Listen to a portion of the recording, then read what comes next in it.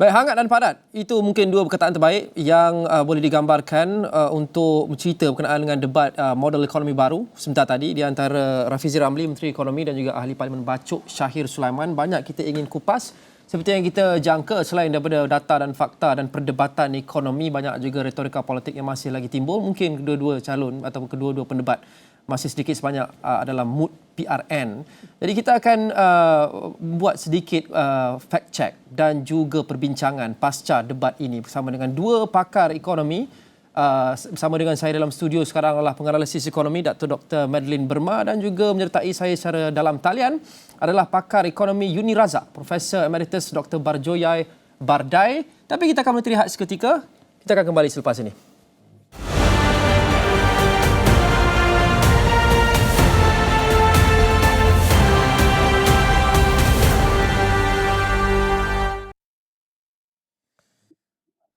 Yang I risau, kita ni nak fokus our discussion on the economy. Untuk Rafizi ni adalah juga points.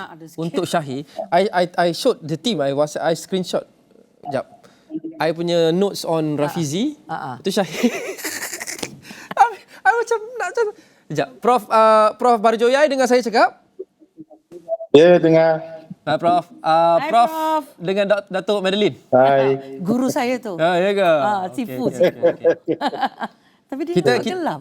Nampak gelap. Dah kita kacau Prof pukul 11 malam. So dia dah ready nak tidur dah. Tak, dia nampak gelap dia punya tu kan. Okey.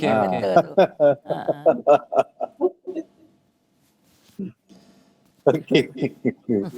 Kita ada setengah jam ya Prof, Datuk. So lebih kurang 20 minit lebih lah. So not that long. Kita pun tak nak ganggu you.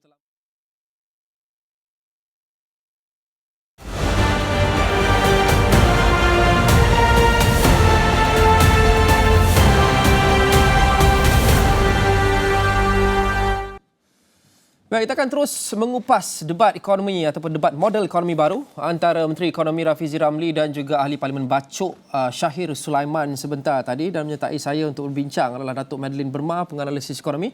Datuk Madeline berada di studio sekarang, dan kami juga disertai oleh Profesor Emeritus Dr. Barjoyai Bardai, pakar ekonomi Unirazak yang menyertai kami secara dalam talian. Saya mulakan dengan Datuk Madeline terlebih dahulu sebelum saya bagi kepada Prof Barjoyai. Datuk, bacaan awal ataupun feedback awal mengenai debat sebentar tadi. Okey, terima kasih kerana menjemput saya untuk memberi pandangan ya. Ada dua perkara yang ingin saya highlight ya. Yang satu, bagi saya amat menghargai usaha RTM dan juga Astro untuk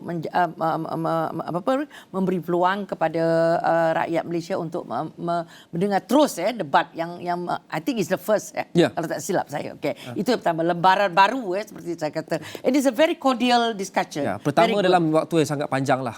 First in a long time. Okay. Dulu mungkin ada Okey. Tetapi yang lebih saya, cuma masalah saya ni mungkin masalah orang tua ni, saya tertunggu-tunggu sebab saya punya idea, sebab saya kata model ekonomi baru. So yang saya nak cari tu baru tu. Di mana barunya? So saya tunggu sebab saya membandingkan dia sebelum saya datang tadi, saya membandingkan dengan model ekonomi baru yang pernah diperkenalkan zaman Datuk Seri Najib. So saya ada baru je dekat situ. So bila mendengar YB Rafizi, dia keep on repeat, bukan dia repeat lah, dia menceritakan tentang yang ni kita dah buat, yang ini dah kita lakukan. Yang satu lagi pula ada menunjukkan satu kerangka rumah tadi, tetapi saya tak tahulah, tak sempat kata, tapi agak sukar untuk melihat bumbungnya dengan 4 tiang seri dia tu, tapi mungkin tidak detail. Tapi bagi saya masih lagi tertunggu-tunggu model ekonomi yang barunya. Di mana barunya? Itu je sebagai permulaan. Prof Barjoyai, feedback awal Datuk Madeline mengatakan bahawa tidak ada yang baru, hanya mengulangi apa yang sudah disebut sebelum ini. Prof lah. Okey, terima kasih. Kedua-dua panel memulakan dengan menonjolkan masalah. Apa masalah yang ada, apa kekurangannya, apa kelemahannya, dan kemudian cuba untuk mewujudkan sesuatu pembaharuan. Saya pun setuju dengan Datuk Dr. Madeline, mana kita tidak nampak pembaharuan yang jelas.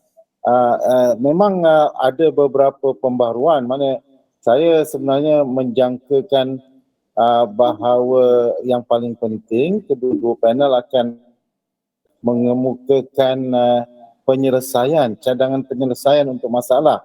Tapi misalnya YB Rafizi terus-menerus menonjolkan kita perlu mencari wang bagaimana untuk menyelesaikan masalah ini. Kemudian saya pun setuju dengan Datuk Dr. Madeline, panel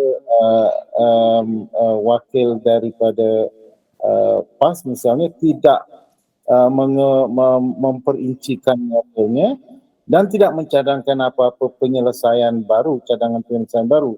Jadi kita masih tertanya-tanya, kalau saya sebagai penonton yang akan mengundi, sebenarnya saya tidak boleh membuat apa-apa keputusan hasil daripada mengikuti forum ini.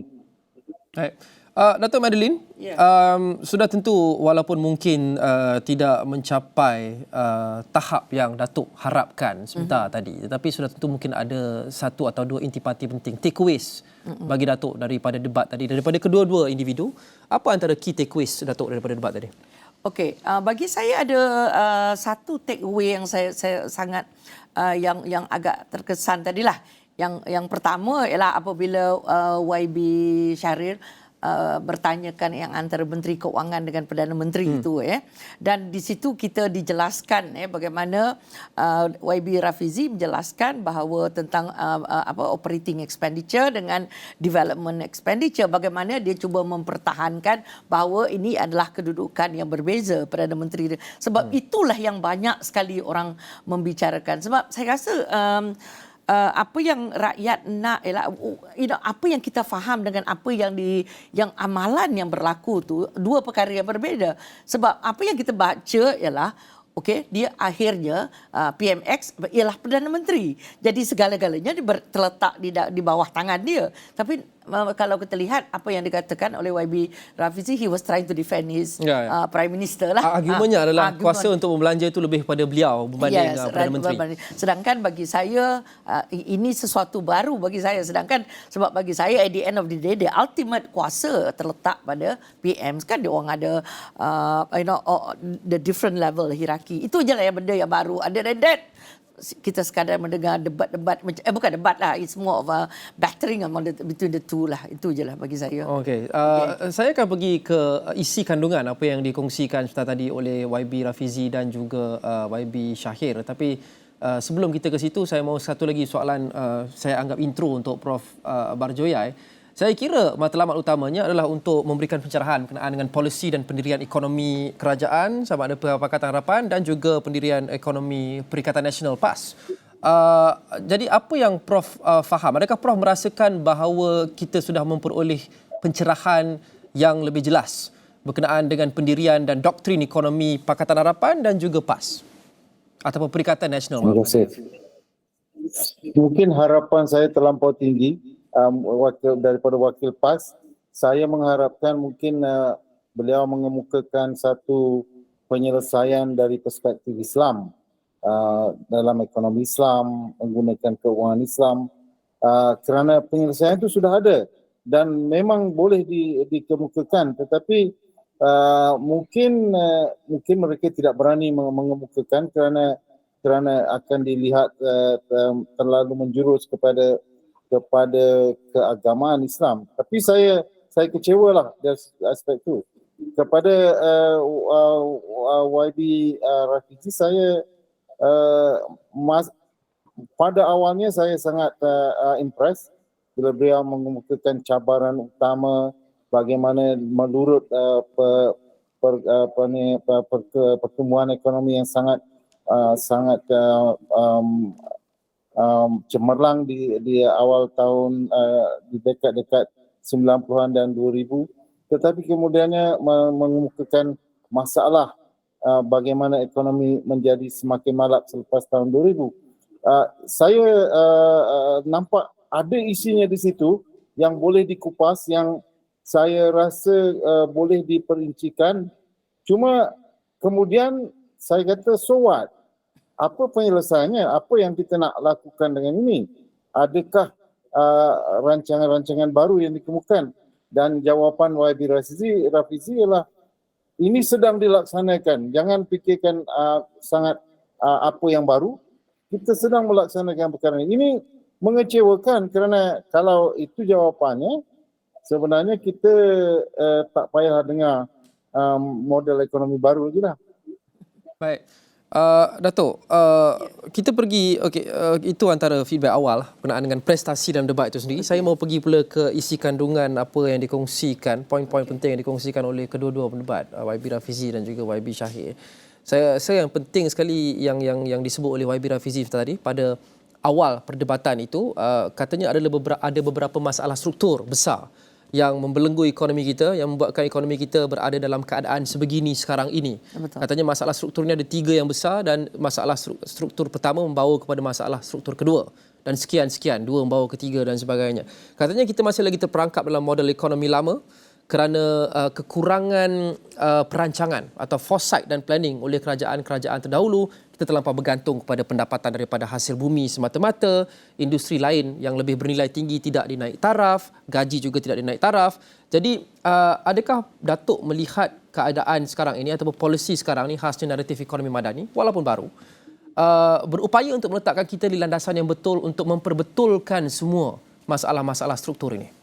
Okey, tadi ada disebut 3 perkara seperti yang dikatakan. It was a good start. Bagi saya agak teruja lah. Sebab selalunya begini cara berfikir. Kita ada permasalahan, cara penyelesaian dia dan mungkin macam mana kita nak evaluation dan sebagainya. Tapi saya nampak hanya setakat situ je. Disebut 3 perkara yang besar.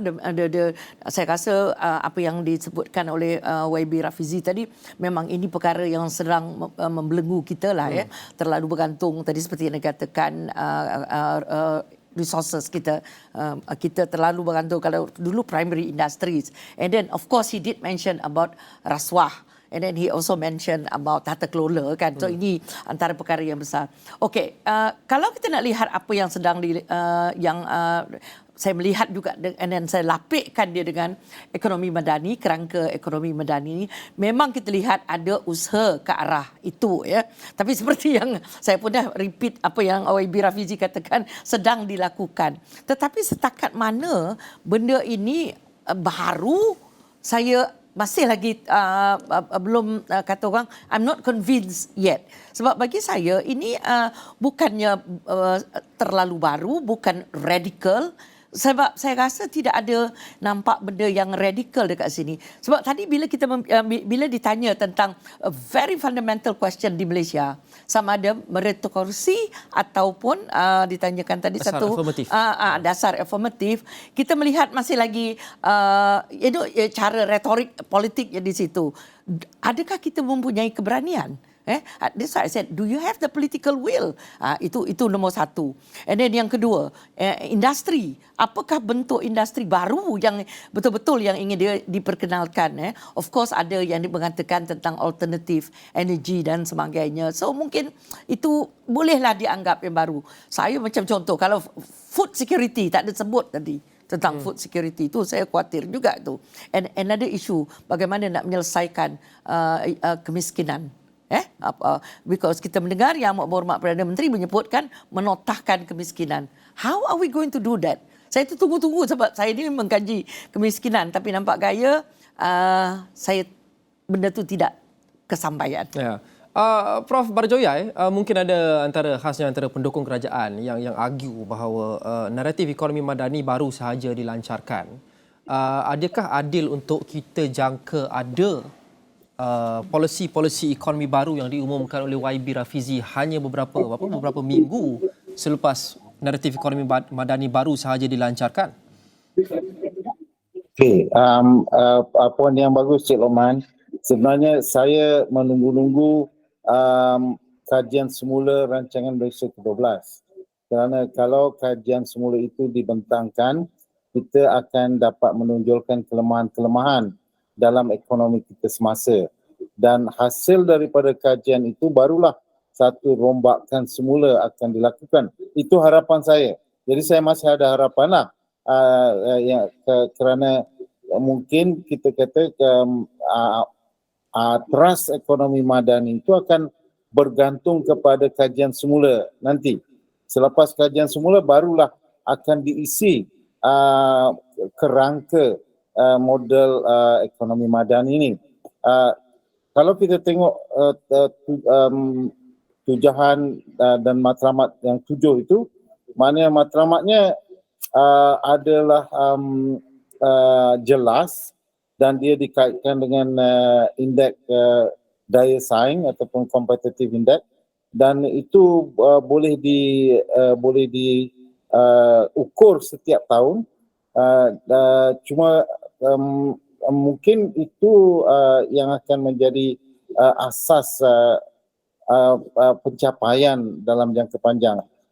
Saya berharap bahawa kalau ekonomi madani itu diperincikan, dia akan meliputi satu tempoh bukan 2-3 tahun, tetapi sampai 20 tahun, barulah dia akan memberikan makna. Kita akan kembali selepas ini bersama dengan Profesor Emeritus Dr. Barjoyai Bardai dan juga Datuk Madeline Berma. Kita akan berhenti rehat seketika. Kita kembali selepas ini.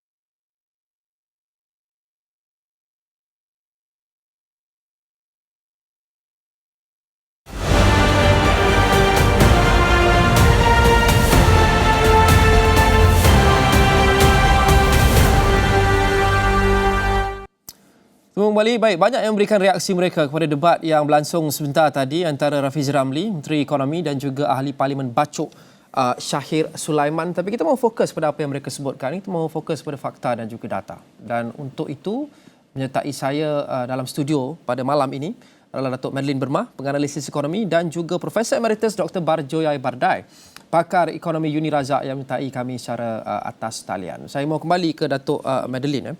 Satu soalan saya rasa yang agak menarik bagi saya sebentar tadi adalah soalan mengenai dasar ekonomi yang tidak populis tetapi perlu dilaksanakan. Apakah keberanian mereka, kedua-dua pendebat ini, jika mereka memegang kekuasaan, untuk melaksanakan dasar ekonomi tidak popular?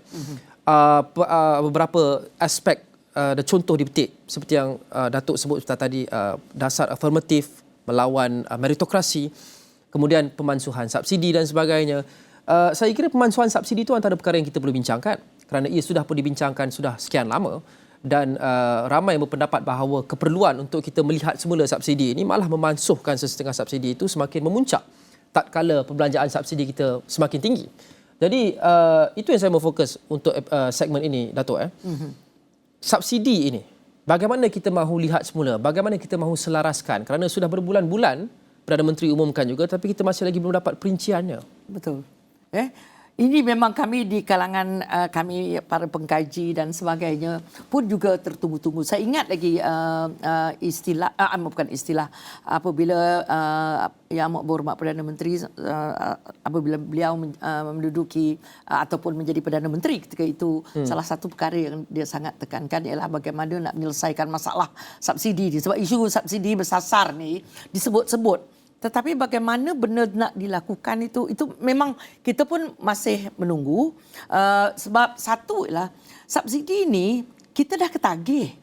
Kita dah memang betul apa yang disebutkan oleh YB Rafizi tadi, bahawa kita dah benda tu sesuatu yang kita dah lama sangat, kita dah bergelumang dalam subsidi. Sebab you bayangkan nak mengeluarkan orang yang dah biasa menerima subsidi, tiba-tiba benda itu ditarik. And then in the future probably dia terus dimansuhkan. Memang dia akan bawa penjimatan kepada hasil ataupun untuk perbelanjaan kerajaan. Tetapi individu yang menerima tu akan berhadapan dengan situasi ini orang call common goods. Common goods ni sukar untuk kita nak ni. Macam kalau kita kata kita nak membuat penjimatan sesuatu, itu ialah untuk negara makro. Sedangkan I still need the subsidi. So jadi siapa yang patut menerima subsidi, how is it going to be done is until sekarang memang saya rasa kita sedang menunggu-tunggu macam mana. And I wish YB Rafizi hari ini mengambil kesempatan itu untuk memberi sedikit gambaran rather than saya ingat lagi cerita ayam tu, rather than just say jangan makan ayam ke, berhenti makan ayam ke. Itu bukan jawapan yang ditunggu-tunggu lah. So I'm looking forward to the subsidi itulah, macam mana dia nak buat. Saya pun tak tahu macam mana dia nak buat. Prof Barjoya, Datuk Madeline selaku pakar ekonomi pun mengakui bahawa itu satu perkara yang agak mencabar untuk kita lihat semula subsidi ini tanpa kita memudaratkan rakyat, khasnya mereka yang memerlukan. Dan kerajaan juga saya kira sudah mengambil hampir 8-9 bulan untuk memperincikan pensasaran subsidi ini yang masih lagi belum kita dengar perinciannya. Jadi dari perspektif data dan juga ahli ekonomi, pakar ekonomi, bagaimana kita perlu mendekati aspek subsidi ini, mungkin selaraskan semula, mungkin strukturkan semula tanpa membebankan rakyat? Okey.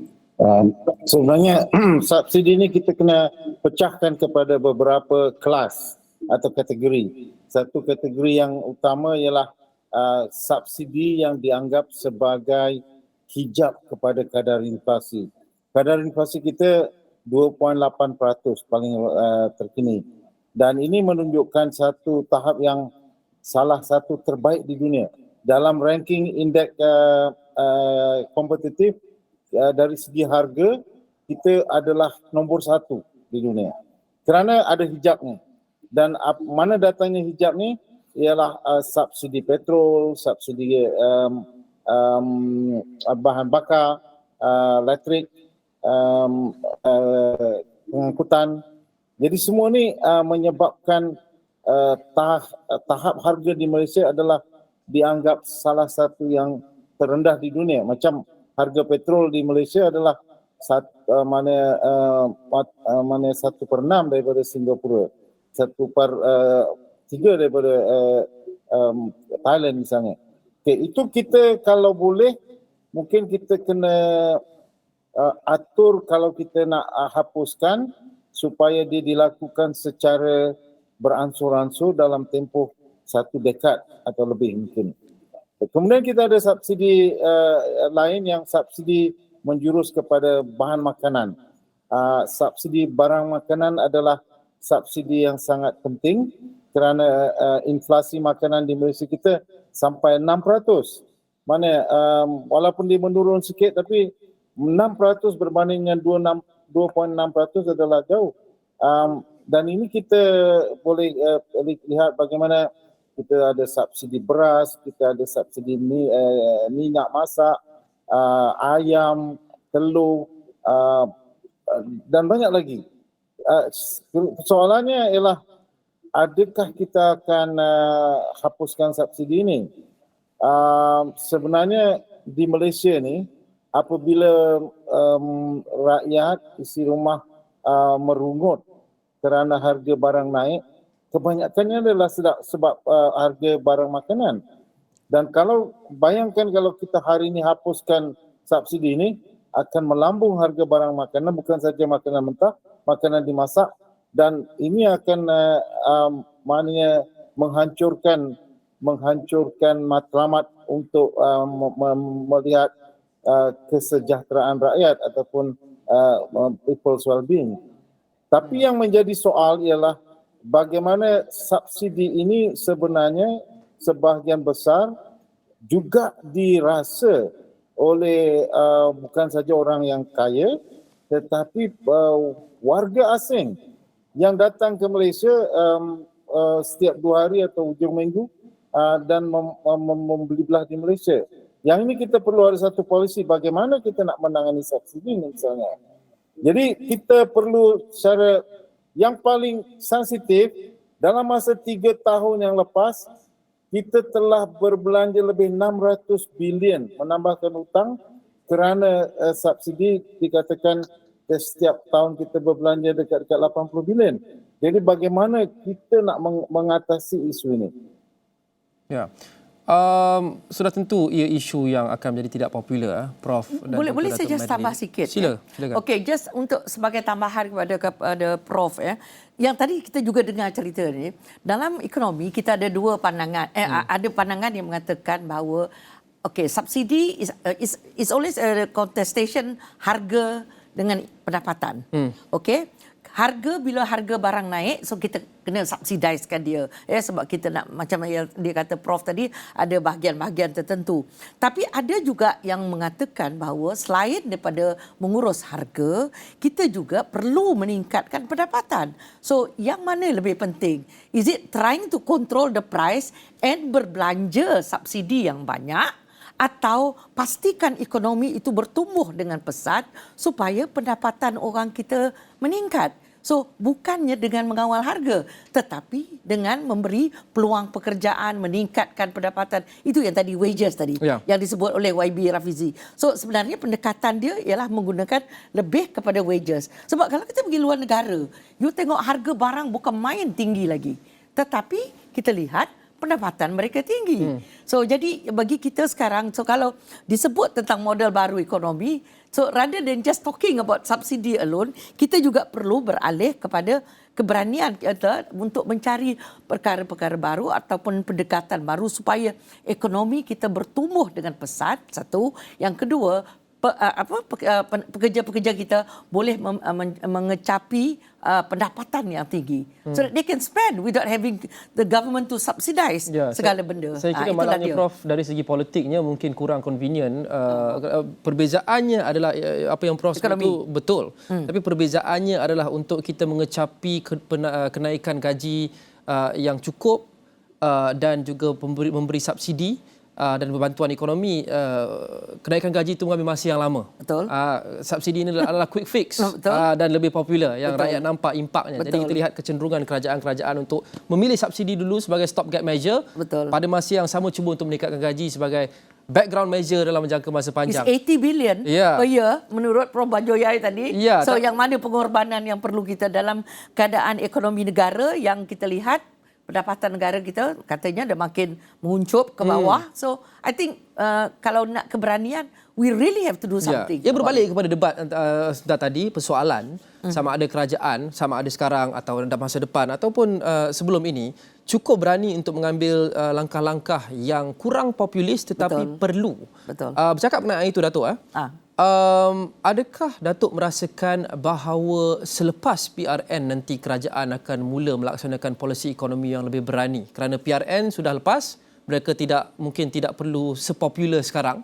Jadi mereka boleh melaksanakan dasar-dasar ekonomi yang sedikit kontroversi ataupun kurang popular ini pada ketika itu selepas PRN. Okey, itu yang saya harapkan ya. Seperti yang banyak harapan saya lah. Sebab kalau kita tengok, sempat jugalah menengok manifesto sebab saya duduk di Selangor kan. So, tapi bila saya tengok tu, bagi saya tidaklah seberani sangatlah bagi saya. Sebab saya ni mungkin dah terlalu lama dah kot. So, kita sangat mengharapkan bahawa banyak pembaharuan ya, sama ada di satu dari segi struktur ekonomi kita. Sebab saya dah datang ke Astro ni penat juga datang, kalau kita tengok cerita hampir cerita yang sama juga, sebut tentang struktur ekonomi, bagaimana nak kita terlalu bergantung kepada satu-satu sektor. So macam sekarang is E&E. Dan sekali bila berlakunya what is happening in the world today, suddenly kita terperangkap. Katanya move into digitalization, sampai sekarang tak bergerak. Paling tinggi pun kerajaan boleh beri insentif. Insentif tu macam yang you katakan tadi, dia agak perlahan. So what we need is really policy yang radical. Macam kita tengok NEP, New Economic Policy, dasar ekonomi baru. Walaupun dia hanya satu aja matlamat dia, itu untuk mencapai perpaduan dan menggunakan serampang dua mata. Tak payah pening kepala memikirkan. Tapi kalau you tengok buku kerangka ekonomi madani, pening juga saya nak membaca. So banyak sangat. Ya, Prof Bajoy, akhir sekali seringkasnya ada persoalan sama Prof. Adakah Prof merasakan bahawa pasca PRN nanti mungkin kerajaan akan melaksanakan dasar ekonomi yang lebih berani, kurang popular tetapi mereka rasakan perlu untuk meletakkan negara kembali ke landasan yang betul? Okey, sebenarnya selepas pilihan raya ni kerajaan hanya 2 tahun saja. Sebab lepas 2 tahun dia nak fikirkan bersedia untuk pilihan raya ke-16. Jadi 2 tahun yang dia nak fikirkan apa yang dia boleh buat. Dan kalau dalam 2 tahun ni dia nak kena tunjuk hasil. Jadi dia tidak boleh pergi kepada cadangan ataupun perancangan yang jangka panjang. Kerana perancangan jangka panjang macam wawasan 2020 dulu, maknanya kita tidak akan nampak hasilnya.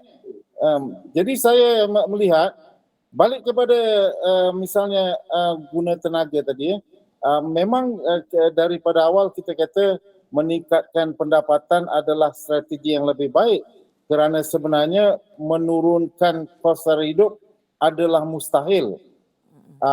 Jadi maknanya, tapi soalnya bagaimana nak meningkatkan pendapatan kalau kita balik kepada gaji minima itu sangat kuno. Even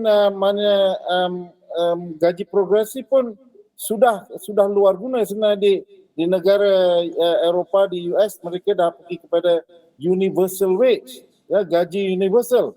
Jadi kenapa kita tak pergi terus kepada gaji universal dan mana baru nak memulakan gaji progresif misalnya. Itu yang boleh diperkenalkan dengan cepat kerana kesannya akan mudah. Of course, dia perlu dikaitkan dengan productivity, perlu dikaitkan dengan investment in capital formation, dan ini yang merupakan peranan kerajaan yang baru sepatutnya menggalakkan pelaburan baru dalam mewujudkan kapasiti dan penghijrahan kepada industri revolusi 4.0. Baik, terima kasih Profesor Emeritus Dr. Barjoy Bardai, pakar ekonomi Uni Razak dan juga Datuk Madeline Burma yang mintai saya di studio. Seperti biasa, rangkuman debat antara Rafizi Ramli dan juga Syahir Sulaiman boleh anda ikuti dalam buletin Awani sepanjang hari esok. Boleh juga anda baca secara lebih komprehensif di astroawani.com di mana kami ada juga letakkan pengesahan fakta menggunakan kecerdasan buatan atau AI Fact Checker berkenaan dengan semua fakta yang disebut oleh YB Rafizi dan juga YB Syahir sebentar tadi. Kita jumpa lagi. Assalamualaikum dan selamat malam. Yang berhormat Rafizi Ramli, Menteri Ekonomi, dan Yang berhormat Syahir Sulaiman, Ahli Parlimen. Kecewa saya langsung tak jawab soalan. Perang undang-undang persendirian, PM tidak boleh jadi Menteri Kewangan. Jangan ahli Kianggul dia setuju masa lain datang di tempat